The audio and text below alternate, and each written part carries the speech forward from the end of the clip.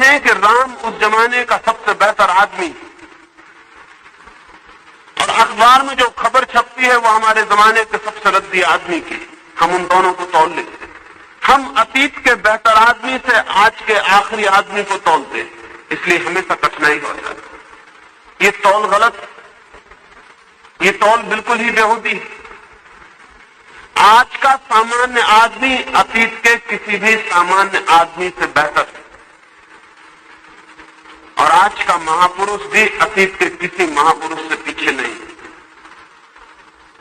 लेकिन अतीत के महापुरुष से हम सामान्य आदमी को तौलने लगते हैं, और हम सामान्य आदमी को भूल गए हैं पिछले। तो हमें पता नहीं कि राम के वक्त की सामान्य आदमी कैसा था।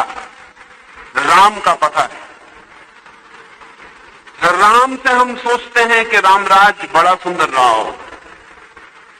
राम के आधार से हम सोचते हैं आज से 1000 साल बाद, 2000 साल बाद आपका नाम किसी को याद नहीं रहेगा, मेरा नाम किसी को याद नहीं रहेगा, गांधी का नाम याद रह जाएगा। 2000 साल बाद लोग सोचेंगे गांधी का युग बहुत अच्छा, गांधी जैसा आदमी पैदा हुआ। ये झूठी बात होगी। गांधी का युग गांधी जैसे आदमियों का युग नहीं था। गांधी का युग गांधी से बिल्कुल उल्टे आदमियों का युग था। और ये भी ध्यान रहे कि अगर गांधी के युग में गांधी जैसे लोग बहुत होते तो गांधी को पूछता कौन?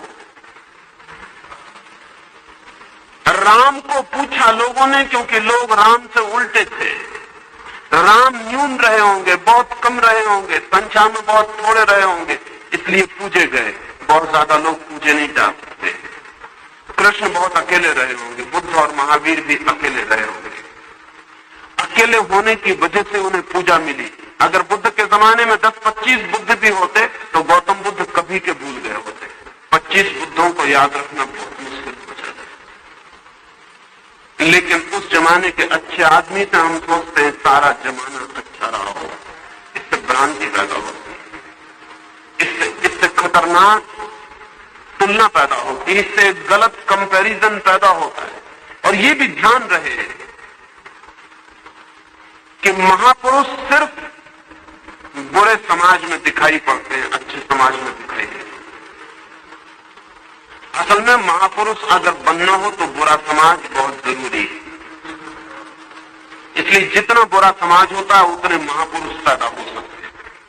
इसका यह मतलब नहीं कि अच्छे समाज में महापुरुष पैदा नहीं होते, होते लेकिन दिखाई नहीं पड़ते। ऐसा है जैसे स्कूल का शिक्षक ब्लैक बोर्ड पर लिखता है सफेद खड़िया, सफेद दीवार पर भी लिख सकता है, लिख तो जाएगा लेकिन पढ़ा नहीं जा सकेगा। सफेद खड़िया से लिखे गए अक्षर काले तख्ते पर दिखाई पड़ते, सफेद तख्ते पर दिखाई नहीं पड़े। समाज का काला तख्ता हो तो महापुरुष दिखाई पड़ते, अन्यथा दिखाई नहीं पड़ते। अगर जिस दिन समाज अच्छा हो जाएगा उस दिन महापुरुषों की कहानी खत्म, उस दिन महापुरुष पैदा नहीं हो सकते। महापुरुषों के लिए बुरा समाज बिल्कुल नेसेसिटी है, उसके बिना महापुरुष नहीं दिखाई पड़ता। होगा पैदा लेकिन दिखाई नहीं पड़ेगा। अगर चारों तरफ अच्छे लोग हों तो अच्छा आदमी अलग से दिखाई नहीं पड़ता। काला तख्ता चाहिए समाज का। हिंदुस्तान ने सबसे ज्यादा महापुरुष पैदा किए क्योंकि हिंदुस्तान के पास सबसे रद्दी समाज है। दुनिया ने इतने अच्छे महापुरुष पैदा नहीं किए, इतने बड़े महापुरुष पैदा नहीं किए। उसका कारण दुनिया ने अच्छा समाज पैदा करने की कोशिश की। जहां जहां अच्छा समाज बनता जाता है बड़ा आदमी तिरोहित होने लगता है, खो जाता है, दिखाई नहीं पड़ता, उसका पता नहीं चलता, उसको खोजना बहुत मुश्किल हो जाता है। चोरों के समाज में साधु आदर पाता है, साधुओं के समाज में साधु को कौन पूछे। इसलिए साधु के लिए जरूरी है कि चोर बने रहे, नहीं तो साधु मर जाएगा। साधु के लिए जरूरी है कि बेईमान रहे, साधु के लिए जरूरी है कि बुरा आदमी चारों तरफ मौजूद रहे। हमारा मुल्क बहुत साधु पैदा करता है क्योंकि उससे 1000 गुने बेईमान और चोर पैदा करता है, नहीं तो साधु दिखाई नहीं पड़ेगा। अतीत के अच्छे अच्छे आदमी भी इस बात की गवाह है कि अतीत का समाज अच्छा नहीं रहा।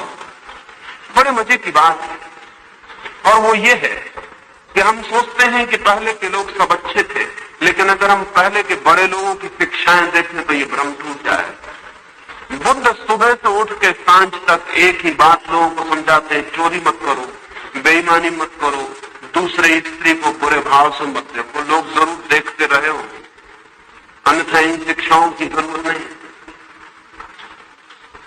आज मैं स्वर्ण मंदिर में गया था, तो वहां संगमरमर के पत्थर पर एक वचन लिखा हुआ है कि पराई स्त्री को देखना महापाप है, पराई स्त्री को देखने वाला कुत्ते की मौत मरता है। पराई स्त्री को जरा सा भी बुरा विचार किया कि तुम नरक के गड्ढे में गए। जिनने लिखा है और जिनके लिए कहा गया होगा, उनकी दृष्टि पराई स्त्री के संबंध में अच्छी नहीं रही। ये कोई अच्छे समाज में कही गई बात नहीं हो, और इस बात को संगमरमर पर लिखना पड़ता है। ये सबूत है कि समाज बहुत गंदा रहा हो।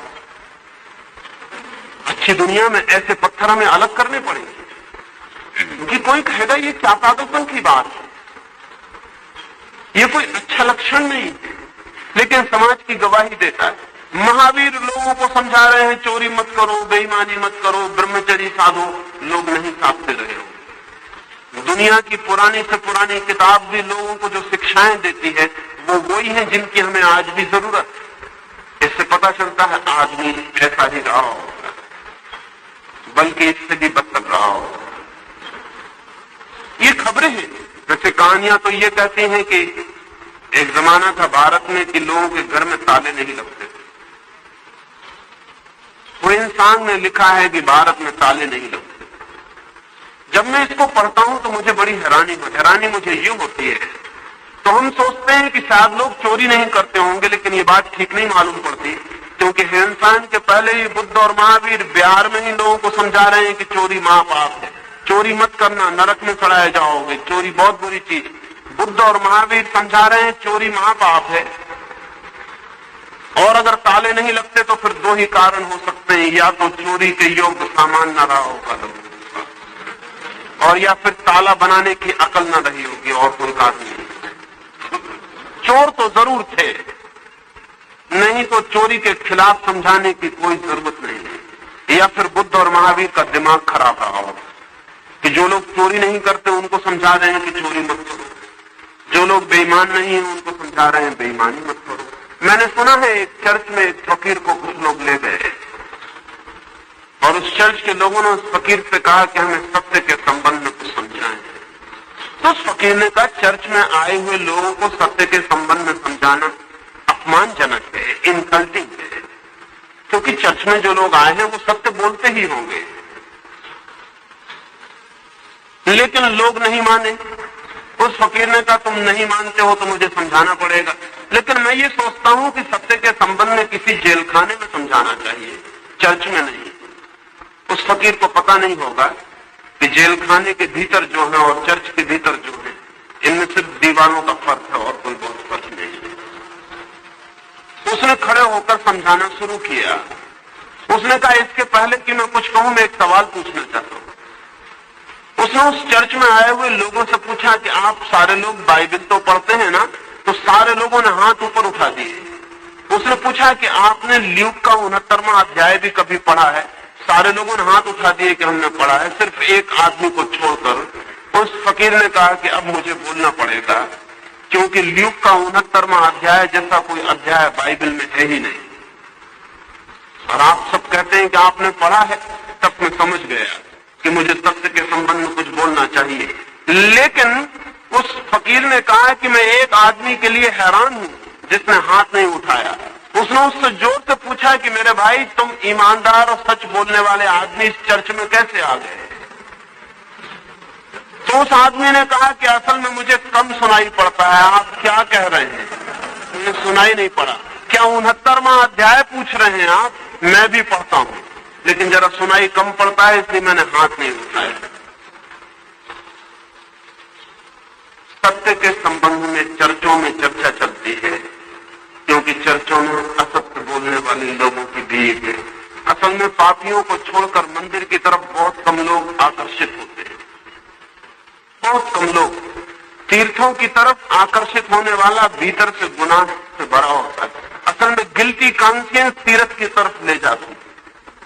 वो जो अपराध से भरा हुआ चित्त है वो कहता है चलो तीर्थ, वो कहता है चलो मंदिर, वो कहता है चलो साधु के पास। ये जो हमारी धार्मिकता है जिसके लिए हम सारी दुनिया में ढिंडोरा पीटते हैं कि हम धार्मिक हैं, वो हमारी धार्मिकता नहीं है, हमारे भीतर अपराध का प्रकटन। वो जो गिल्ट है हमारे भीतर, उसकी वजह से हम धार्मिक होने के हजार उपाय करते हैं। धार्मिक हम बिल्कुल नहीं है। अब तक दुनिया में कोई समाज धार्मिक नहीं बन सका। कुछ व्यक्ति धार्मिक हुए हैं, इंडिविजुअल, सोसाइटी कोई धार्मिक पैदा नहीं हो सकी। लेकिन हिंदुस्तान के समाज को यह ख्याल है कि हमारा धार्मिक समाज, क्यों? क्योंकि हम एक कृष्ण को पैदा कर लेते, एक नानक को पैदा कर लेते, एक कबीर को पैदा कर लेते, ये व्यक्ति हैं और हम इन सब का मजा लेते हैं कि हमारा पूरा समाज धार्मिक हो गया। हम धार्मिक नहीं। लेकिन ये भ्रम हमारा न टूटे तो हम धार्मिक कभी हो भी ना सकेंगे। ये बड़े आश्चर्य की बात है कि जिन समाजों को हम कहते हैं अधार्मिक, वे हमसे ज्यादा धार्मिक सिद्ध हो रहे हैं। और हम अपने को कहते हैं धार्मिक, और हमसे ज्यादा इस समय अनैतिक समाज पृथ्वी पर दूसरा नहीं। हमसे ज्यादा करप्टेड आदमी खोजना बहुत मुश्किल। और हमारे करप्शन का, हमारे व्यभिचार का, हमारी अनीति का पहला आधार यह है कि हम सब ने मान रखा है कि हम धार्मिक हैं, इसलिए हमें अधार्मिक होने की जितनी सुविधा मिल गई उतना किसी को भी नहीं मिली। अगर कोई बीमार आदमी समझ ले कि मैं स्वस्थ हूं तो वो इलाज भी बंद कर देगा। बीमार के इलाज के लिए जरूरी है कि वो समझे कि मैं बीमार हूं, और जितनी तीव्रता से समझे कि गहरी बीमारी है उतने जल्दी इलाज का इंतजाम करेगा। हम ऐसे बीमार हैं जो अपने को स्वस्थ मान के बैठे हुए, इसलिए इलाज की भी कोई जरूरत नहीं है। जब भी हम इलाज की बात करते हैं तो हम ऐसा करते हैं कि दुनिया को सिखाना है। हिंदुस्तान भर का ये ख्याल है कि हमें दुनिया को सिखाना है। सारी दुनिया हमारी तरफ देख रही है और हमारे पास देखने को क्या है ये हम कभी सोचते भी नहीं। सारी दुनिया हमसे उपदेश लेने को तैयार मालूम पड़ती है हमको, और हम कहां खड़े हैं हमें कोई ख्याल नहीं है। लेकिन ये सारी की सारी बातें हमारी बीमारी को बचाने का कारण बन जाती है। तो दूसरी बात आपसे कहना चाहता हूं वो ये, अतीत के लोग हमसे बेहतर थे भी नहीं, और अगर बेहतर होते तो हम उनसे ही पैदा हुए। हम उनके गवाहियां, किताबें गवाहियां नहीं है, हम गवाहियां। आदमी गवाह होता है, किताबें गवाह नहीं होती।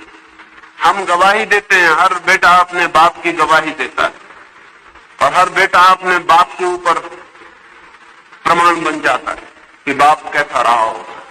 जब हम किसी फल को देखते हैं वृक्ष के, तो बीज के संबंध में पता चल जाता है। जानते हैं फल को देख के कि बीज कैसा रहा होगा, और फल हो सड़ा हुआ और कहे कि हम बहुत स्वस्थ बीज से पैदा हुए हैं, तो कौन उसका भरोसा करे।